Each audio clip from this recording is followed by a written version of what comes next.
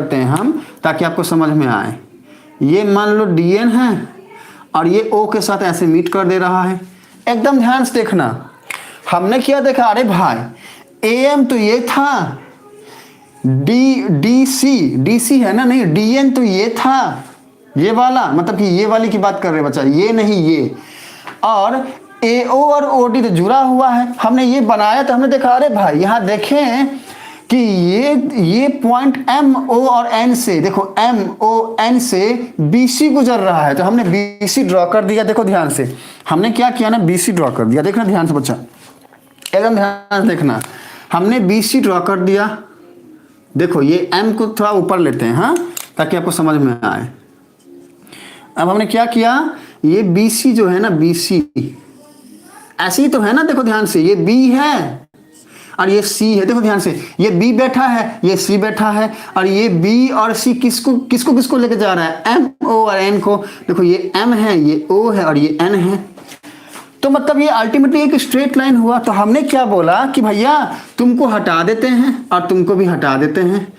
और यहाँ पे हमने क्या बोला, ध्यान से देखे तो हमको समझ में आया, अरे भाई यहाँ पे तो दो ट्रायंगल की बात की गई है। कैसी कैसी, एक ट्रायंगल AOM, देखो ध्यान से, एक ट्रायंगल यहाँ लिखते हैं, एक ट्रायंगल AOM और दूसरा ट्रायंगल आप चाहो तो बोल सकते हो DON, दूसरा ट्रायंगल DON। तो ऑब्जर्वेशन है, अच्छा दो ट्रायंगल है। फिर हमने ऑब्जर्व किया, क्या ऑब्जर्व किया, हमने देखा कि भैया M जो है ना वहां पर 90 डिग्री का एंगल बन रहा है। मतलब ये वाला M, देखो ध्यान से, MO यहां पे बन रहा है 90 डिग्री का एंगल। साथ में ये जो DN है ना, यहाँ पे 90 डिग्री का एंगल बना रहा है। मतलब ये जो DN है ये बना रहा है 90 डिग्री का एंगल। हमने देखा कि भैया ये जो एंगल है ये भी 90 डिग्री का है, ये जो एंगल है ये भी 90 डिग्री का है। तो ऑब्जर्वेशन क्या आया कि भाई एंगल M जो है ये इक्वल है एंगल N के।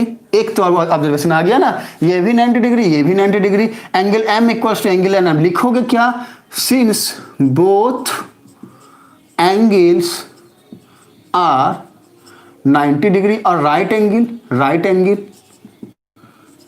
एंगल, ऐसा लिख दोगे। ऑब्जर्वेशन, हाँ यहां पर हेडिंग देना ऑब्जर्वेशन,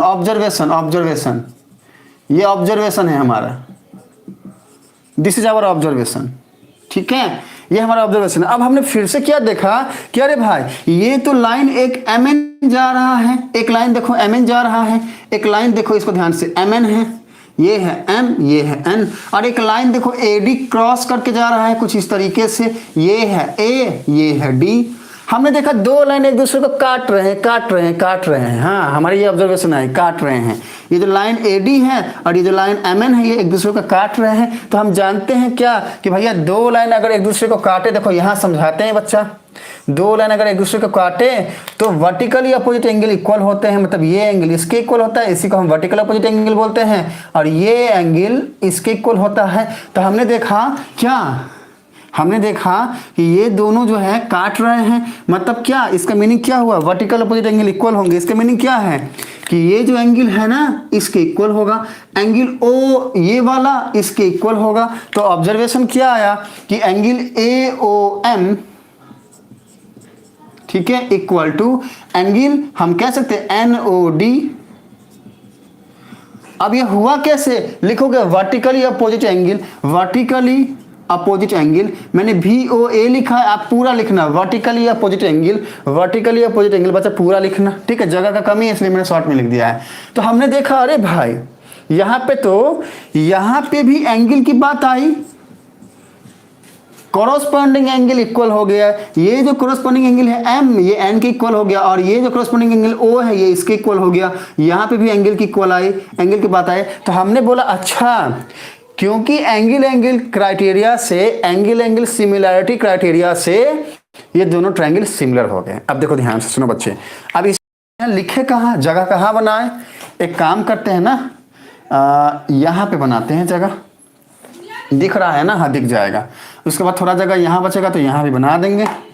चलो देखो इस वाले डायग्राम का तो कोई काम ही नहीं हुआ। एक काम करो, ये वाले को हटाते तो हट रहे, तुम वैसे ऐसे ही बैठा हुआ है। और अब यहाँ समझाते हैं, देखो सुनो बच्चे, यहाँ समझाते हैं, देखो यहाँ समझाते हैं। हाँ एकदम ध्यान से बच्चा।